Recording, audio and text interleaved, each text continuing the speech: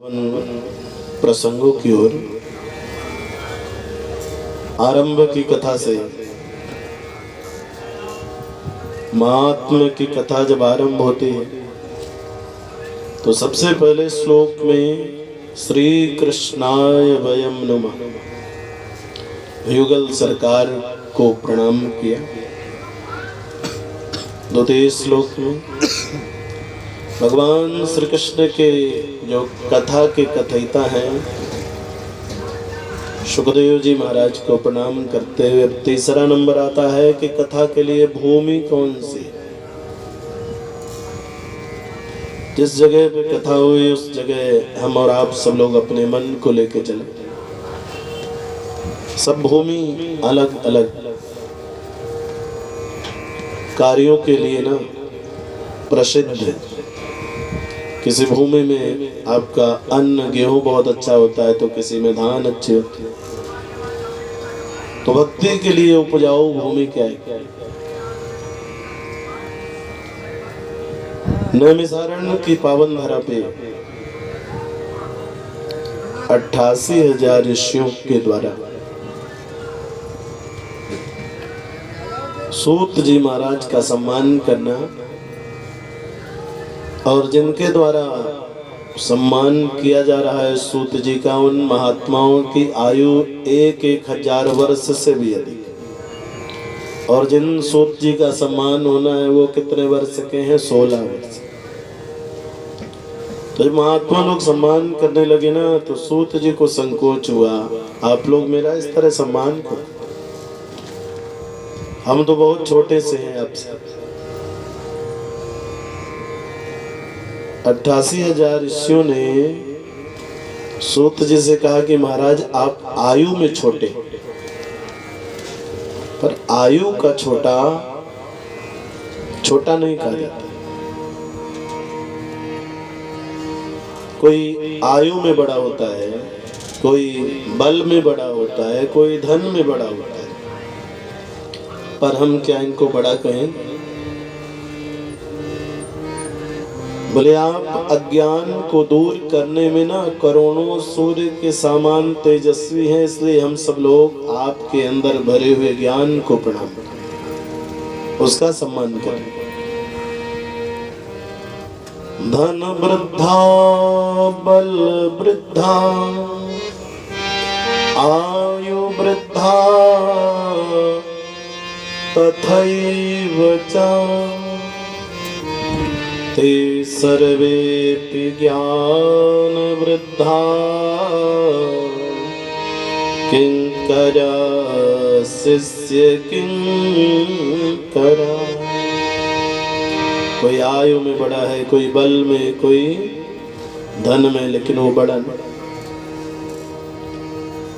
ते सर्वेपि ज्ञान वृद्धा, जो ज्ञान में बड़ा है ना वही सबसे बड़ा बताया।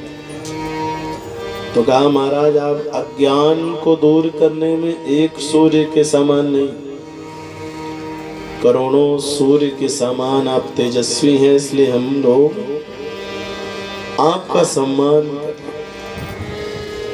महाराज सूता क्या ही कथा सार मम कर्ण रसायन। आपके पास हम लोग ये निवेदन करने आए हैं कि हम लोगों ने कथाएं तो बहुत सुनी, तो फिर अब क्या विचार? क्या महाराज कथाओं का जो सार है वो सुना, जो हमारे कानों के लिए क्या बने? मम कर्ण रसायन, कानों के लिए रसायन। आयुर्वेद में चिकित्सा की 2 पद्धतियां हैं, एक का नाम है औषधि और दूसरे का नाम है रसायन। तो जब हमें कोई बीमारी हो जाती है उसके उपचार है तो उसे ठीक करने है तो जो हम दवा करते हैं उसका नाम क्या है? औषधि। परंतु हमें कोई बीमारी है नहीं और आगे हो भी ना, उसके लिए जो दवा हम खाते हैं उसका नाम क्या है? रसायन। जैसे च्यवनप्राश। कोई जरूरी नहीं कि आपका स्वास्थ्य गड़बड़ हो तभी आप च्यवनप्राश का सेवन करें। सामान्य तौर पे भी उसको आप करते रहेंगे तो आपके स्वास्थ्य को एकदम अनुकूल बना के रखे। तो मम कर्ण रसायन, वो सार सुनाई जो हमारे कानों के लिए ना रसायन। बड़ी अद्भुत कथा। सूत जी कहते हैं महाराज जो कथा हम आपको देने जा रहे हैं ये सुराणाम अपि दुर्लभम, देवताओं को भी नहीं मिलती। देवताओं को भी अगर कथा श्रवण करना होता है ना तो चीर्णे पुण्य मृत्युलोके विसंति। इस मृत्युलोक में आते हैं तो किसी ना किसी जीवधारी के शरीर में प्रवेश करके तब ये आनंद अपना पाते हैं, ले पाते हैं। तो कहा सुराणाम अपि दुर्लभम, देवताओं के लिए भी ये दुर्लभ है। और एक बात और कही है, अगर मन को विशुद्ध करने की कोई औषधि है, रसायन है, तो कौन है? श्रीमद् भागवत। इससे अच्छा कोई दूसरा सूत्र नहीं, कोई दूसरी दवा नहीं, कोई दूसरा रसायन नहीं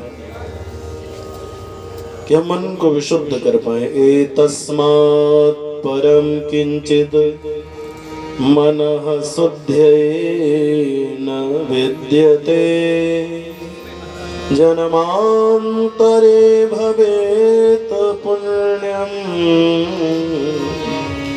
तदा भागवतं लभेत। मन को एकाग्र रखने का, शांत रखने का जो सबसे बड़ा माध्यम है बताया वो है श्रीमद् भागवत। एतस्मात् परम किंचित मनः शुद्धयेन विद्यते। लेकिन बताया ये अवसर हमारे जीवन में कब आता है? जन्मांतरे भवेत पुण्यम, तदा भागवतं लभे। एक जन्म का पुण्य, इसके लिए हमारा सहयोगी नहीं बनता। 2 जन्म का पुण्य भी इधर में नहीं ले आता। कहा कई जन्मों का जब पुण्य उदय होता है ना, तब यहाँ पे हमारी रुचि होती है, इस धरा में हम पहुँचते हैं, यहाँ पे हम बैठ पाते हैं।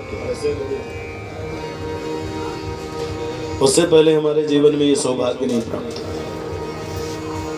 और क्या लिखा? भाग्योदयेन बहुजन्म समर्जितेन सतसंगमं च लभते पुरुषो यदा वै अज्ञान हेतु कृत मोह मदान्धकार न संविधाय हि ततो दयते विवेकः।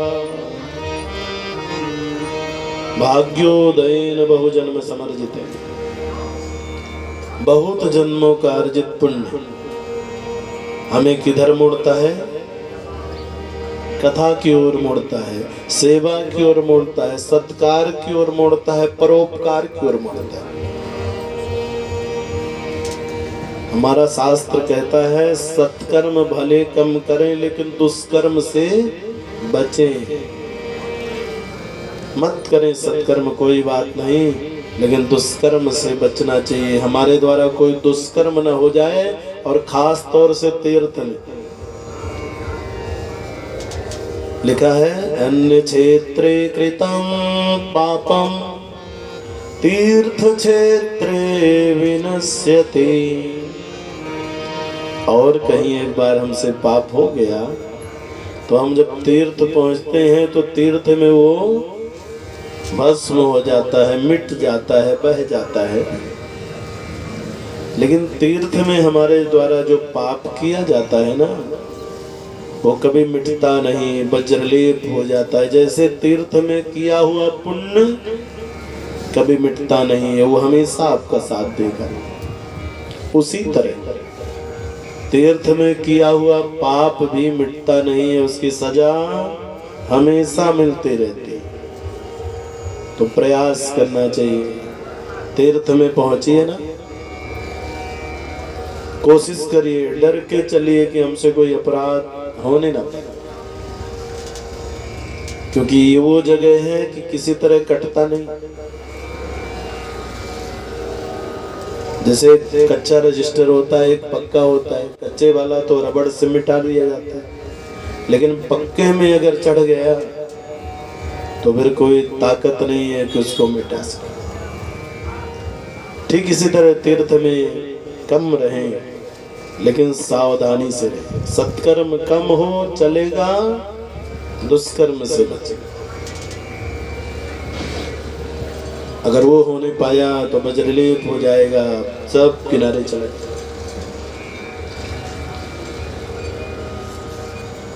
ये हमारे शास्त्र में सावधान करते।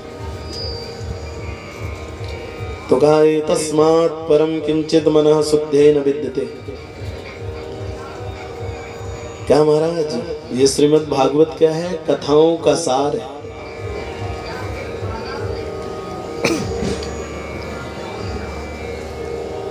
ये दूध पकाने के बाद, मक्खन को मथने के बाद जो मिलता है, ये वो सार है। जब दूध को दही बना के मथा जाता है ना, तो जो मक्खन होता है वो ऊपर आ जाता है और छाछ नीचे चला जाता है। तो मक्खन तो सब लोग अपनाते हैं, पर छाछ को कोई नहीं। ठीक उसी तरह है, ये क्या है? मक्खन, कथाओं का सार, सब कुछ समाया हुआ है इसमें। सूत जी ने सनत कुमारों से कहा कि महाराज, जिस समय परीक्षित जी को श्राप हुआ ना, उस समय देवता लोग वहां पे पहुंचे और इधर सुखदेव जी महाराज कथा सुनाने के लिए पहुंचे। तो देवता लोग पहुंच करके ना थोड़ा उदास हो गए और कहने लगे कि इतना धर्मात्मा राजा, लेकिन बताइए क्या श्राप हुआ है, आज के 7वें दिन मृत्यु हो जाएगी। तो सुखदेव जी महाराज को आश्चर्य हुआ कि देवता लोग तो केवल स्वार्थी होते हैं, अपना काम बनाते। देवताओं ने कहा कि महाराज ठहरिए, जो हमारे स्वर्ग का अमृत है हम राजा को पिला देंगे, हम यही कर सकते हैं। और अमृत में वो ताकत है कि ये मरेंगे। सुखदेव जी को आश्चर्य हुआ कि स्वार्थी लोग ऐसा परोपकारी कैसे बने। तो कहा ठीक है, ले आई पिलाई। तो कहा महाराज पूरी बात तो सुन लीजिए, इनको जो आप कथा अमृत पिलाने के लिए ले आए हैं ना, वो मुझे दे दीजिए। सुखदेव जी महाराज समझ गए, अगर इनके स्वर्ग के अमृत में ताकत होती तो ये बदलने क्यों आते। एवं विनमये जाते सुधाराज्ञा प्रपीयताम् प्रपास्यामो वयं सर्वे श्रीमद्भागवतामृतम्।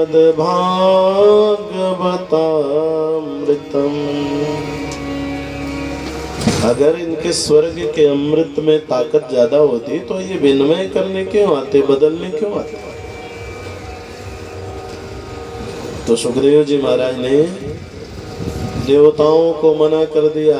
क्व सुधा क्व कथा लोके क्व काचा क्वमणिर महान। ये आपके स्वर्ग का जो अमृत है ना, सुखदेव जी महाराज कहते हैं देवताओं को कि मेरी दृष्टि में ये कांच है, और जो हमारे ये कथामृत है ये क्या है, बोले ये मणि है। तो कौन ऐसा व्यक्ति होगा मंदबुद्धि जो अपनी मणि को दे करके बदले में लपलपाता हुआ कांच ले लेंगे। देवता लोग ब्रह्मा जी के पास गए, महाराज मेरा निर्णय कर दीजिए। ब्रह्मा जी आए, तराजू के एक तरफ पूरे संसाधनों को रखा, दूसरी तरफ श्रीमद् भागवत जी को रखा और तौला। जैसे उठाया, जिधर दुनिया के संसाधन रखे थे ये पलड़ा तो ऊपर आ गया, पर जिधर भागवत जी विराजमान थी ये पलड़ा तो जमीन पे रह गया। तो ब्रह्मा जी ने कहा कि कोई सामान्य पुस्तक नहीं है देवताओं, किताब नहीं है। तो बोले प्रत्यक्षः कृष्ण एव हि, भगवान नारायण स्वयं इसमें विराजमान है।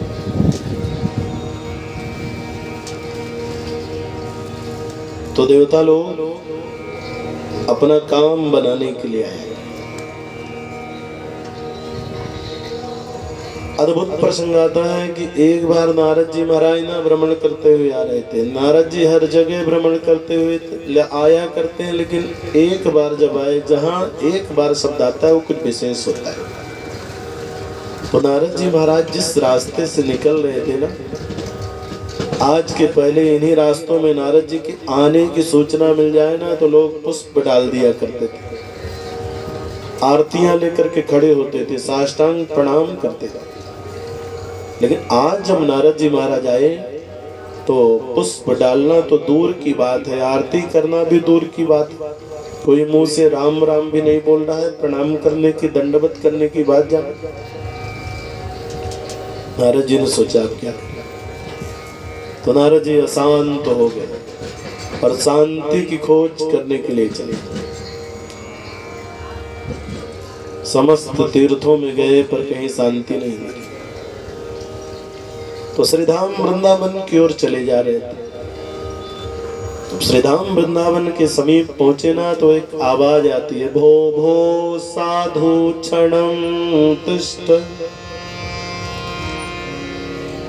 एक बार आपको कोई आवाज लगाए और आप ना सुने तो ये समझ में आता है कि आपको कोई गहरी चिंता सताए हुए, तभी तो आप सुन नहीं पाए। तो पीछे से आवाज आती है, बाबा। नहीं सुनाई दिया तो फिर दोबारा से आवाज आती है, बाबा आप ही को है। भो भो साधु क्षणं तिष्ठ। एक युवती की आवाज है कि बाबा क्षण मात्र के लिए रुकिए ना।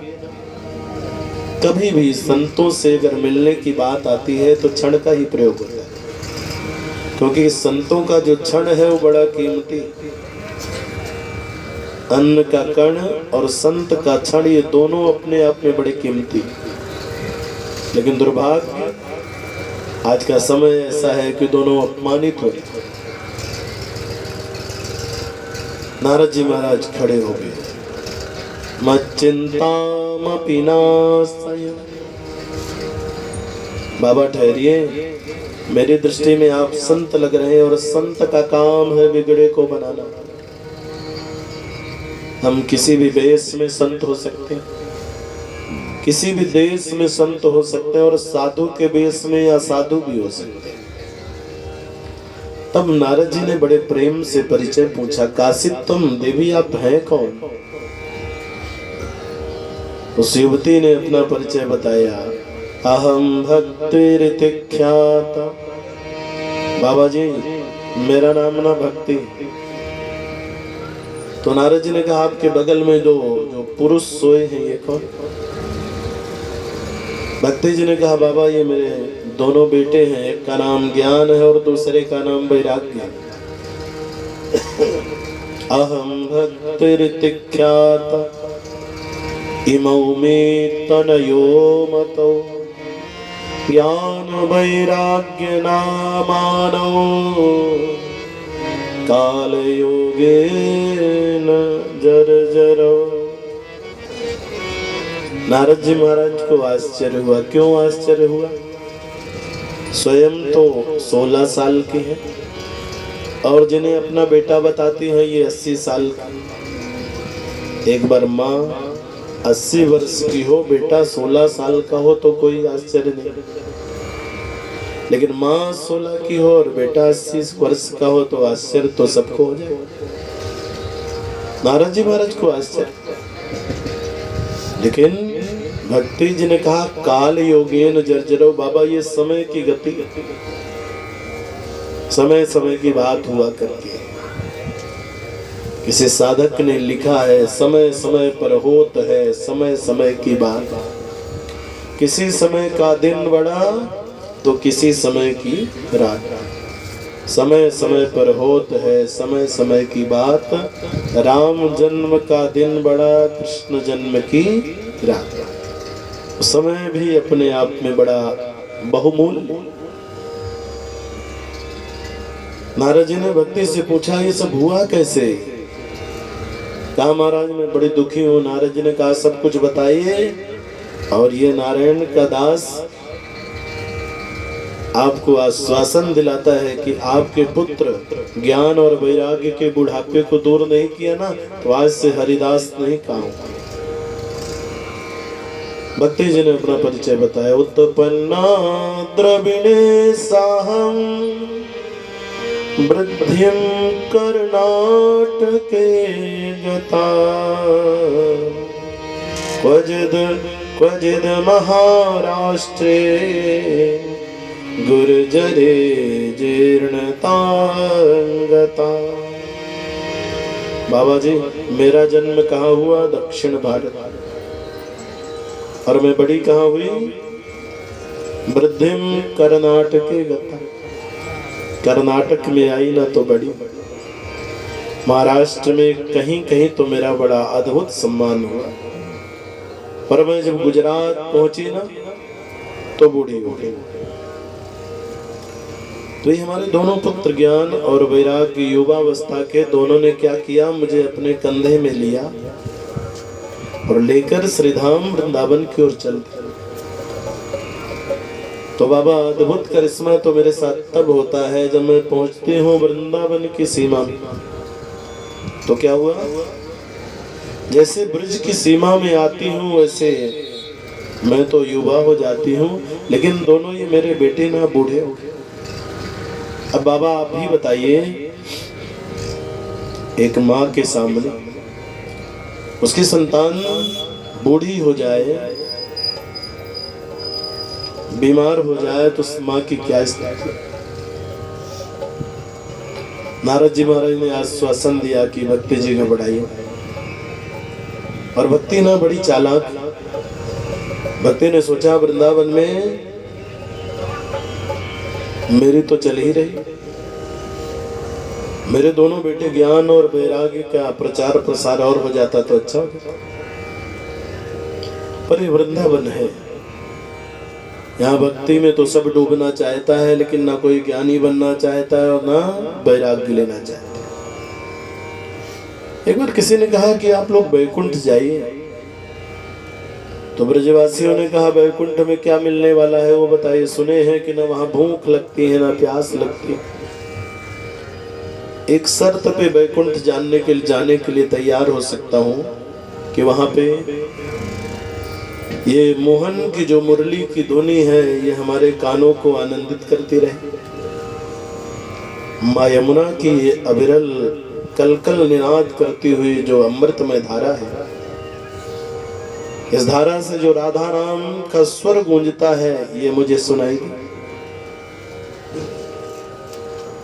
तब एक बार मैं सोच सकता, अन्यथा मुझे सदगति नहीं चाहिए।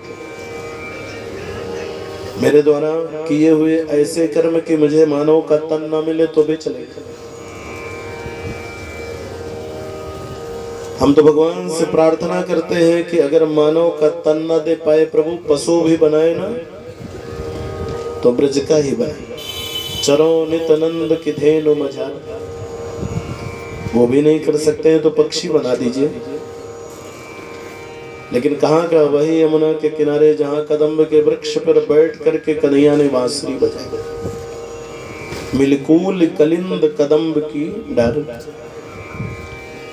ये भी नहीं कर सकते हैं तो पत्थर बना दीजिए, जड़ बना दीजिए। लेकिन किस पर्वत का, उस गिरिराज पर्वत का, इंद्र के अभिमान को दूर करने के लिए जिस पर्वत को मेरे कन्हैया ने अपनी कनिष्ठिका उंगली में उठाया, जो धरे कर छत्र पुरंदर कर, और ये भी नहीं कर सकते हैं ना तो 84 कोस के ब्रजमंडल के अंदर एक बालू का कण ही बना। क्योंकि मुझे विश्वास है कि कभी ना कभी तो आपके चरण मेरे ऊपर पड़ेंगे, और जब पड़ेंगे तो मैं धन्य हो जाऊंगा। तो ब्रजवासी कहते हैं मुझे ब्रज से प्रेम है, बैकुंठ से मुक्ति नहीं चाहिए, वैकुंठ नहीं चाहिए, लेकिन ब्रजवास हमेशा चाहिए। तो ज्ञान और वैराग्य को कोई पूछता ही नहीं है। भक्ति सोच रही थी कि मेरे बेटों का भी प्रचार प्रसार हो जाए। नारद जी महाराज ने भक्ति के दोनों पुत्र ज्ञान और वैराग्य के बुढ़ापे को दूर करने के लिए ना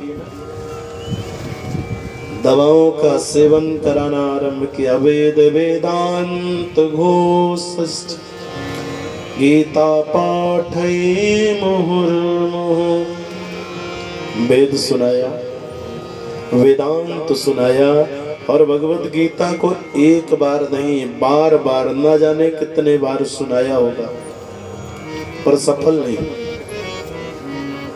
कोई डॉक्टर असाध्य रोगी को अपने यहाँ भर्ती करने के बाद,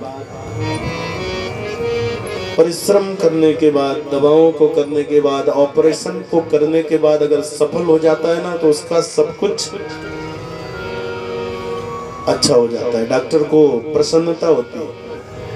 पर इतना परिश्रम करने के बाद अगर डॉक्टर रोगी के रोग को कंट्रोल नहीं कर पाता है ना तो उसको उदासी होती है कि मैंने परिश्रम तो इतना किया लेकिन मुझे सफलता नहीं। नारद जी महाराज को उदासी आ गई, क्योंकि ये सब करने के बाद भी ज्ञान और वैराग्य का बुढ़ापा दूर नहीं हुआ। आकाशवाणी होती है, नारद सत्कर्म करो, सत्कर्म सोच को नूनम ज्ञान यज्ञ स्मृतो बुधई। नारद जी महाराज सोचने लगे सत्कर्म क्या है। ना जाने किन किन विद्वानों की शरण ली, कोई जवाब नहीं दिया। भारत वो देश है कि जब आपकी समस्या का समाधान कोई नहीं कर पाता तो एक मार्ग होता है तपस्या करना। तपस्या के बल पर परमात्मा को प्रसन्न करना, प्रकट करना। और जब परमात्मा आपकी तपस्या से प्रसन्न हो करके प्रकट होते हैं तो कहते हैं भाई क्या चाहिए। नारद जी ने सोचा चलूंगा, तपस्या करूंगा और भगवान जब हमारी तपस्या से प्रसन्न हो करके प्रकट होंगे ना तो मैं बोलूंगा। भगवान कहेंगे क्या चाहिए तो वैसे ही बोलूं जिसकी आवश्यकता है। नारद जी महाराज चलते। उधर से 4 महात्मा जिनको हम सब लोग सनत कुमारों के नाम से जानते हैं, सनत, सनातन, सनंदन और सनत कुमार, बद्रिकाश्रम की ओर से अपनी तपस्या को पूर्ण करके नीचे की ओर आ रहे थे। लेकिन मन में एक बड़ा सुंदर भाव था कि चल तो रहे हैं, पर कोई गुरु मिलेगा तो उससे सुनूंगा और कोई सुनने वाला मिलेगा तो उसे सुनाऊंगा। 2 में से एक का तो आदान प्रदान होना ही चाहिए।